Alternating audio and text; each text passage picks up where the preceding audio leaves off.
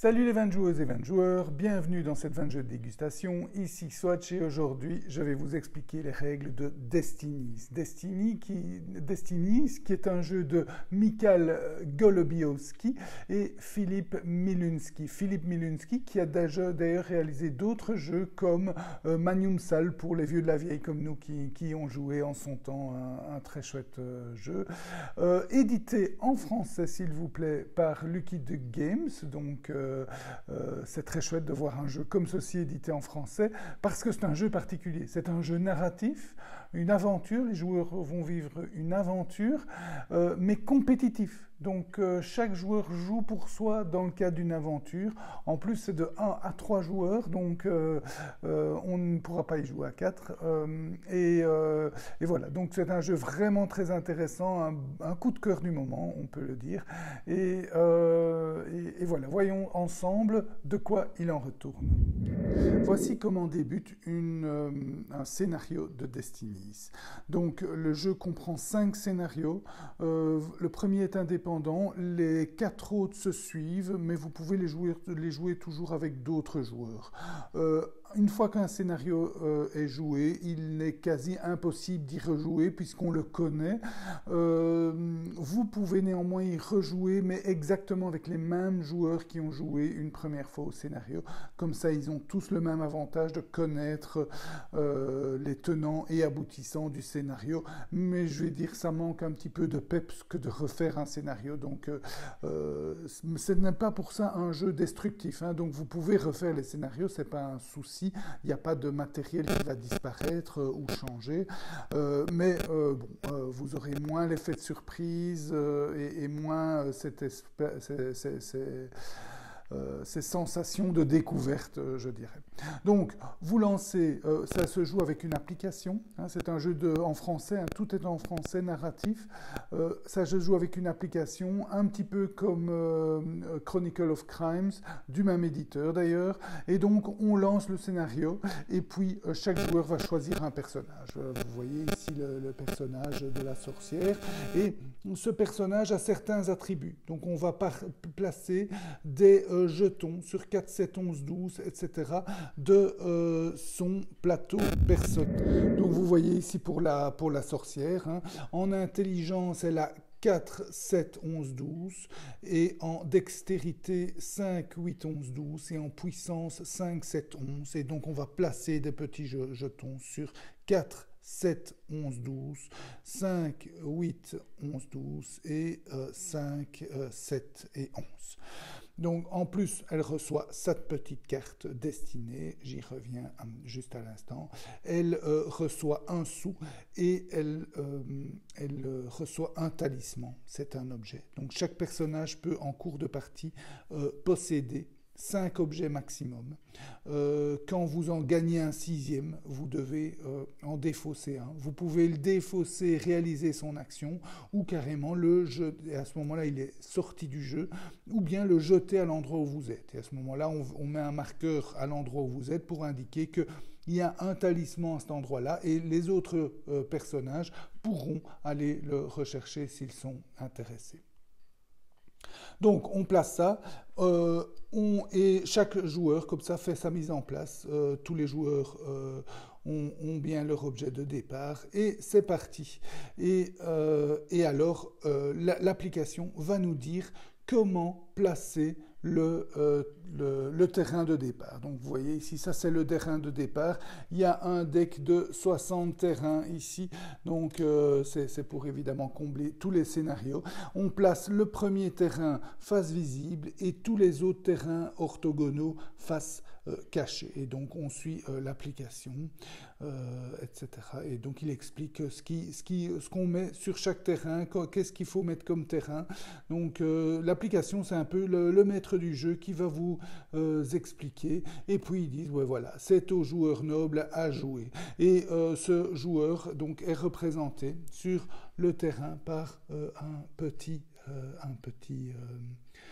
une petite figurine et peut à son tour d'abord commencer par exécuter les événements de début de tour. Donc ça, l'application dirait, vous avez certains événements. Ensuite, il gagne un dé fort, j'y reviens après. Donc en début de tour, chaque joueur gagne un dé fort et chaque joueur a 3 dés forts dans la réserve générale et peut donc en recevoir un par tour. Et évidemment, à chaque tour, pour aller dépenser, j'y reviens quand je parle des dés. Et puis, avec votre figurine, vous avez le choix. Vous pouvez vous déplacer, vous pouvez rester sur la tuile où vous êtes, ou vous pouvez vous déplacer de maximum 2 tuiles. Donc chaque fois orthogonalement, pas en diagonale. Et dès que vous arrivez sur une tuile non explorée, vous devez vous arrêter et l'explorer. Vous allez à ce moment-là indiquer au jeu, eh bien voilà, moi je vais sur cette tuile-là, je l'explore. Voulez-vous l'explorer? Oui, et à ce moment-là, elle est retournée et il nous indique ce qui se passe sur cette tuile et quelle tuile on va mettre de manière orthogonale éventuellement à cette tuile. Donc l'application, vous voyez, est très bien faite. Deuxième chose que l'on peut faire, donc lui il arrête son tour, ou bien non, on va dire non, il va peut-être aller voir à un endroit, il va aller visiter cet endroit, et à ce moment-là, l'application lui donne plusieurs choix à faire, à réaliser. Donc, c'est ça le tour de jeu. Un tour de jeu, c'est je me déplace éventuellement, je peux rester sur la même tuile, aller visiter un des lieux ou parler à un des personnages. Quand je parle à un personnage ou que je visite un lieu, l'application me donne plusieurs choix et je peux tous les réaliser. Donc je ne suis pas obligé d'en faire un seul, je peux tous les réaliser, et dans l'ordre que je veux. Mais il faut savoir que certains choix vont influencer sur d'autres. Donc il est possible que certains choix disparaissent parce qu'on en ait pris certains, ou il est possible aussi qu'à un moment donné, on se fasse éjecter du lieu. Si on a par exemple décidé de voler la banque, il est possible qu'on soit éjecté du lieu et qu'on n'ait pas pu dire bonjour à tout le monde et parler à tout le monde après. Donc c'est assez bien fait, c'est même très bien fait. Il y a quelques petites incohérences. Quelquefois, l'application nous parle d'un personnage que nous, on n'a jamais rencontré, des choses comme ça, mais c'est vraiment léger et on peut passer outre parce que ce sont des détails. Mais sinon, voilà. Donc, voilà comment vous faites. Voilà les actions que vous faites. Quand vous avez des symboles comme ça, ce sont des tests que vous allez devoir faire. Alors, pour faire un test, vous allez regarder vos compétences. Alors, vous allez toujours jeter 2 dés. Et si vous voulez, vous pouvez ajouter un ou plusieurs dés forts que vous avez dans votre réserve. Mais chaque dé fort que vous jetez, vous le mettez dans la réserve générale et comme je vous dis, vous en gagnez un par tour. Donc, c'est une sorte de récupération. Et donc, c'est assez sympa parce que vous avez déjà un choix là. Vous allez dire, bon, est-ce que je vais mettre beaucoup d'efforts à cette quête-là ou est-ce que je vais voir avec juste 2 dés? Bon, imaginons ici que je prends les dés et je jette mes dés et que je fasse une épreuve en intelligence, la bleue. Et donc, je jette mes dés. J'ai 3, 4, 5, 6. Je regarde, j'ai 6. À partir de 6 y compris, je regarde le nombre de jetons que j'ai. Donc, imaginons que j'avais un jeton ici. Eh bien, j'aurais eu 2 succès. Et alors, je dis, donc j'ai autant de succès que de jetons que j'ai à partir de la valeur que j'ai jetée est inférieure. Et donc, je dis à l'application que j'ai 2 succès et l'application va me dire si avec 2 succès, je réalise et comment je réalise l'action. Il est possible que 2 succès ne suffisent pas pour certaines actions très difficiles et qu'un succès suffise pour des actions plus faciles. Et c'est à nous à estimer. Si par exemple, l'application nous parle de casser une branche, on peut se dire qu'avec un succès, on a quand même beaucoup de chances de réussir à casser la branche. Par contre, si l'application nous propose de soulever une grosse pierre lourde, il est possible qu'avec un succès, on n'y arrive pas et qu'il faille minimum 3. Le maximum, c'est 6 succès.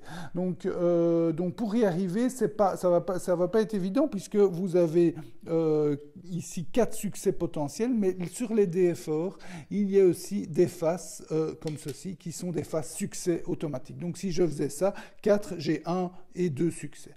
Donc, mais ça, c'est vraiment des combats épiques qui permettent, enfin des combats, des tests épiques, des difficultés épiques pour pouvoir arriver à faire 5 ou 6 succès. Donc, ça c'est pour les tests. Vous faites d'autres choix. Vous êtes amené à gagner des objets. Vous pouvez aussi utiliser vos objets. Ce n'est pas une action en soi. Et là, vous devez regarder sur l'objet ce qu'il est marqué. Ici, c'est défaussé. Donc, en défaussant, je gagne 3 succès si j'ai obtenu 0 succès. Et je défausse directement. Il y a d'autres objets qui sont permanents. Il est marqué toujours. Et là, vous gagnez toujours le bénéfice de l'objet. En sachant que l'application, quelquefois, vous allez pouvoir interroger, donner, échanger des objets avec des personnages ou des lieux. Et quand vous voulez parler de quelque chose, par exemple d'un objet, vous allez pointer le QR code de l'objet et l'application va vous expliquer à quoi sert cet objet, parce que cet objet peut servir à d'autres choses aussi dans le cadre de votre quête. Les quêtes, qu'est-ce que c'est? C'est votre destinée. Je ne vais pas retourner la carte parce qu'au dos de la carte, il y a la destinée de la sorcière et je n'ai pas envie de vous l'expliquer pour vous garder la surprise, mais en gros, sachez qu'elle a 2 destins. Chaque personnage a 2 destins. En gros, un destin bien et un destin peut-être un petit peu moins bien. Et c'est une sorte d'objectif de jeu. Et donc, vous allez lire en début de scénario, et quand vous voulez d'ailleurs, vous allez lire, mais c'est secret, les 2 destins qui sont indiqués au dos de cette carte. Et vous allez choisir vers quelle voie vous voulez vous orienter. Vous pouvez très bien choisir de progresser dans les 2 voies. Mais il n'est pas conseillé parce qu'il y a un côté un peu crescendo. Si vous vous lancez dans une voie, vous allez gagner des bénéfices qui vont vous aider à aller plus loin dans cette voie. Donc, mais vous pouvez quand même, si vous préférez, aller dans plusieurs voies en même temps. Et quand vous orientez dans une voie, eh bien, vous allez aussi, sur le plateau de jeu, influencer vos actions. Il est possible que vous rencontriez des personnages avec lesquels vous pouvez dialoguer sur votre quête. Si vous voulez parler de votre quête, vous pouvez à ce personnage, vous avez souvent le choix, voulez-vous parler de votre destinée, et à ce moment-là, vous scannez la destinée de gauche ou de droite que vous voulez réaliser, et le personnage va vous aider pour vous dire comment vous pouvez la réaliser, va vous conseiller d'aller à certains endroits, va vous conseiller de chercher certains objets, va vous conseiller de donner certains objets à quelqu'un, de sauver quelqu'un ou des choses comme ça, et c'est à vous, alors à ce moment-là, à voyager sur le plateau et à découvrir ces endroits indiqués, ces objets, etc. Donc c'est un petit peu, vous allez un petit peu voyager pour aller chercher les bons objets, aller les rapporter à tel endroit, etc. Une quête assez classique, et une fois que vous allez être prêt, vous allez vous dire, voilà, j'ai fait toutes mes quêtes secondaires, je dirais, pour arriver à ma destinée. Maintenant, je me sens prêt, je pense que j'ai réalisé tout ce qu'il fallait. Et bien, à ce moment-là, vous allez à l'endroit de votre destinée. C'est souvent écrit sur votre carte où vous allez le découvrir en cours de scénario. Et à ce moment-là, vous vous rendez à cet endroit-là, et souvent cet endroit-là vous montrera comme choix un choix supplémentaire spécialement pour vous, qui indiquera voulez-vous réaliser votre destinée. Et quand vous vous lancez dans votre destinée, c'est fini, la partie n'est plus la même pour vous. Vous n'allez plus pouvoir voyager, aller chercher des objets, tout. Non, vous êtes vraiment pris dans votre destinée, vous réalisez toutes les actions nécessaires à votre destinée. Et en fonction de la manière dont vous vous êtes préparé à cette destinée, vous allez le réaliser plus ou moins rapidement. Il est possible, par exemple, que pour réaliser votre destinée, vous ayez besoin de vous défaire de certaines choses que vous aviez prises en cours de... et vous défaire de ces choses-là va vous permettre de progresser assez rapidement. Si vous ne les avez pas, l'application ne va pas vous bloquer. Vous allez quand même pouvoir passer outre, mais peut-être en plus de jet de dés, en plus de temps et en plus de tours. Et évidemment, c'est important parce que dès qu'un joueur se lance dans sa destinée, c'est un petit peu le décompte compte final qui est enclenché. Les autres vont devoir se dépêcher pour vite se lancer dans leur destinée aussi, pour ne pas être pris de court. Mais prendre quelques tours pour mieux se préparer peut permettre à ces joueurs de rattraper le retard qu'ils avaient pris. Et même si vous êtes lancé dans votre destinée plus tôt qu'eux, s'ils sont mieux préparés, ils pourraient vous rattraper et même emporter la partie. Puisque une fois que vous avez réalisé toutes les étapes nécessaires à votre destinée, eh bien le jeu est fini et vous remportez la partie. À noter aussi qu'à chaque fois que vous avez des choix ou qu'un personnage vous parle, etc., vous dites tout ça à haute voix. Donc tous les joueurs sont bien au courant du scénario, de ce qui se passe, et ça va les aider également eux. Et même quand vous parlez à un personnage de votre destinée, vous le parlez à haute voix. Mais souvent c'est très très bien fait, donc ça parle par une sorte, je vais dire, d'énigme, et donc vous allez pouvoir le parler à haute voix et les autres vont moins bien comprendre que vous sur votre destinée. Voilà, vous êtes amené aussi à gagner des jetons expérience. Alors quand vous gagnez des jetons expérience, un jeton expérience, vous pouvez le dépenser pour gagner 2 points de compétence. C'est quoi gagner 2 points de compétence? C'est vous déplacer soit 2 jetons vers la gauche, soit un jeton de 2 vers la gauche. Donc, vous choisissez, quand vous gagnez des jetons expérience, vous pouvez les garder, ne pas les dépenser tout de suite, et quand vous décidez de les dépenser, eh bien, vous faites cette manœuvre, soit 2 jetons de 1 vers la gauche, soit un jeton de 2. Évidemment, ça vous permettra de progresser vers la gauche et donc de réaliser plus de succès. Et c'est assez bien fait parce que souvent, quand vous ratez des tests, hein, vous devez réaliser un test ici en dextérité, le texte vert, et vous le ratez, hein, vous jetez que 2 dés, et dans cet exemple-ci, voilà, on va dire que vous avez 3, eh bien vous avez raté votre test, vous n'avez aucun succès. Eh bien, l'application va vous quand même compenser cette perte, va souvent vous donner des jetons expérience ou des bénéfices divers. Et donc, ce n'est jamais vraiment bien grave de rater un test. Au contraire, vous allez pouvoir progresser grâce à vos échecs, un peu comme dans la vraie vie. Donc ça, c'est vraiment sympa aussi. Et il n'y a jamais, j'ai jamais ce genre de réflexion, j'ai vraiment pas de bol ou quoi, parce que rater, finalement, vous fait progresser.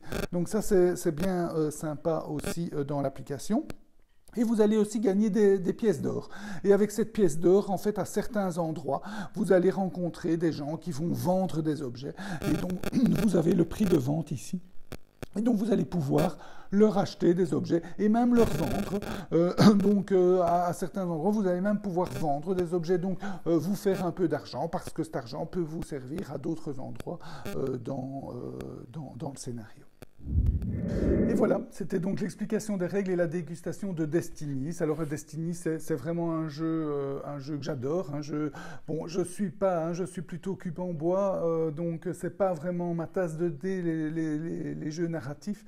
Mais ici, le grand avantage, je trouve, c'est qu'il n'est pas collaboratif. Ce n'est pas un énième jeu narratif collaboratif, c'est compétitif. Et donc il y a une vraie compétition. C'est vrai qu'il y a du hasard, il y a des jetés de dés, il y a des endroits qu'on découvre. Avec un peu de chance, vous êtes dirigé vers le bon endroit et un autre doit faire un détour, etc. Mais on vit très bien ça. Et ce hasard n'est pas prépondérant. C'est plus la narration, l'histoire, le scénario. Et bien sentir le scénario et se dire, tiens, pour réaliser ma destinée, je veux faire ça ou ça, va vous permettre de prendre un avantage par rapport à vos adversaires. Et même, de toute façon, peu importe qui l'emporte, c'est un peu la compétition dans le cadre d'un scénario bien ficelé qui est vraiment intéressant. Donc, en plus, l'application est vraiment bien intégrée au jeu, pas besoin de mettre du jeu grâce à ça, elle vous guide bien, et tout est en français, donc ça c'est vraiment sympa aussi. Donc c'est un jeu vraiment unique en son genre, je pense le premier d'une longue série, à mon avis c'est un renouveau dans les jeux narratifs, parce que c'est vraiment très chouette de pouvoir jouer à un jeu narratif et d'aventure en compétition. Donc en plus, le jeu ne se limite pas à ça. Il a vraiment des particularités intéressantes, comme cette gestion de dés forts. Est-ce que je jette un dé fort ou pas? Des choix tous les choix dans tous les endroits sont difficiles. Vous n'allez pas les prendre comme ça à la légère. Tiens, est-ce qu'il vaut mieux commencer par parler à telle personne et puis après la voler, hein, par exemple, hein, donc l'ordre de vos actions va influencer. Est-ce que j'utilise des dés forts pour cette action-là ou pas? Donc tous ces choix sont vraiment intéressants.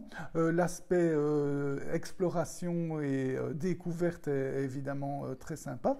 La gestion des compétences, ça aussi c'est super, avec ces petits jetons qu'on va déplacer à gauche, à droite quand on va en perdre ou en gagner. Donc, et en même temps, cette façon de dire que un échec n'est pas vraiment un problème. Un échec, finalement, va vous aider à progresser dans l'aventure. Donc, tout ça donne un jeu unique, très très chouette à jouer. 5 aventures dans le jeu de base. Il y aura, je pense, des extensions qui permettront d'avoir encore plus d'aventures, mais déjà 5 aventures. Une aventure, c'est 2 heures, 2 heures et demie de jeu. Donc, une soirée facile avec chaque aventure. Vous n'êtes pas parti non plus pour 17 heures de jeu. Bon, évidemment, vous n'allez pas pouvoir rejouer à ces aventures, mais bon, c'est un unlock si vous n'allez pas rejouer à chaque scénario. Peut-être dans 4-5 ans, vous aurez oublié l'aventure et vous pourrez y rejouer. C'est pas destructif, hein, donc vous pouvez toujours même prêter votre jeu à d'autres amis pour découvrir ce jeu. Donc, vraiment un coup de cœur en ce qui me concerne. Voilà, j'espère que cette dégustation de Destinies vous a goûté. Je vous souhaite de bien vous amuser. Santé et à bientôt.